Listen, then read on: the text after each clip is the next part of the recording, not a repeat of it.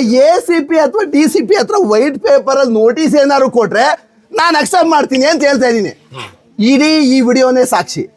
ಯಾವುದೇ ಒಬ್ಬ ವ್ಯಕ್ತಿಯನ್ನ ಹೋಗಿ ತನ್ನ ಕೆಲಸವನ್ನ ನಿಲ್ಲಿಸುವಂತ ಪ್ರಯತ್ನ ಮಾಡ್ತಾರಲ್ಲ, ಯಾವುದೇ ಕೆಲಸ ಆಗಿರ್ಬೋದು, ನಾವು ಶೂಟಿಂಗ್ ಮಾಡ್ತೀವಿ, ಬೇರೆಯವ್ರು ಇನ್ನೊಂದು ಕೆಲಸ ಮಾಡ್ತಾರೆ, ಮತ್ತೊಂದು ಮಗದೊಂದು ಕೆಲಸಗಳು ಮಾಡ್ತಾ ಇರ್ತಾರೆ.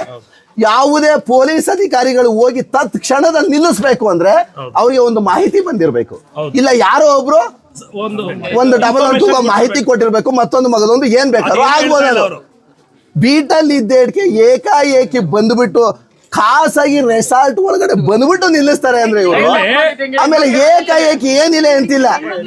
ನಾವ್ ಆಮೇಲೆ ದಿನ ಬೆಳಗ್ಗೆ ಆದ್ರೆ ಅಲ್ಪ ಸ್ವಲ್ಪ ಆರಕ್ಷಕ ಠಾಣೆಯೊಂದಿಗೆ ಒಳ್ಳೆ ವಿಚಾರಗಳನ್ನ ತಿಳ್ಕೊಂಡಿರೋರು, ಅಲ್ಪ ಸ್ವಲ್ಪ ಚೆನ್ನಾಗಿರೋರು ನಾವು. ಆಮೇಲೆ ನಮಗೆ ಏನು ಮಾಹಿತಿ ತಲೆಯಲ್ಲಿ ಒಂದು ಚೂರು ವಿದ್ಯೆ ಇಲ್ಲ, ಒಂದು ಚೂರು ಇಲ್ಲ ರೀ. ಎಲ್ಲಿ ನಾನು ಏನ್ ಹೇಳ್ತಾ ಇದೀನಿ ಗೊತ್ತಾ? ನಾನು ಹೇಳ್ತಾ ಇರೋದು ಶೂಟಿಂಗ್ ಅನ್ನ ನಿಲ್ಲಿಸ್ಬೇಕು ಅಂದ್ರೆ ಕೊಡಿ ಪ್ರಾವಿಷನ್ಸ್. ಏನೈತೆ ನಿಮ್ಮ ಹತ್ರ? ನಮ್ಮಿನ್ನೇನಾದ್ರು ಶಾಂತಿ ಭಂಗ ಆಗಿದ್ಯಾ? ನಮ್ಮಿನ್ನೇನಾದ್ರು ಏನೋ ಅಡಚಣೆಗಳಾಗ್ಬಿಟ್ಟಿದ್ಯಾ? ತೊಂದರೆ ತಕರಾರುಗಳಾಗ್ಬಿಟ್ಟಿದ್ಯಾ? ಆಕೆ ನನ್ನ ಮೇಲೆ ಕೇಸು. ನನ್ನ ತಲೆಯಲ್ಲಿ ವಿದ್ಯೆ ಇದೆ, ನಾನು ಪ್ರೂವ್ ಮಾಡ್ಕೊತೀನಿ ಬಿಡಯ್ಯ ಅಂತ ಹೇಳ್ತಾ ಇದ್ದೀನಿ. ನಾನು ಏನ್ ಹೇಳ್ತಾ ಇದ್ದೀನಿ, ಇಡೀ ಆರಕ್ಷಕ ಇದು ಡಿಪಾರ್ಟ್ಮೆಂಟ್ಗೆ, ಸೋಲ್ದೇವ್ನಲ್ಲಿ ಪೊಲೀಸ್ ಸ್ಟೇಷನ್ಗೆ ಬಂದು ಎಷ್ಟೋ ಒಂದು ವಾರನೋ 15 ದಿನ ಆಗಿದೆಯಂತ ಇರ್ಲಿ, ಕಾನೂನನ್ನ ತಿಳ್ಕೊಂಡು ಕೆಲಸ ಮಾಡ್ತಾವ್ರ ಅನ್ನೋದು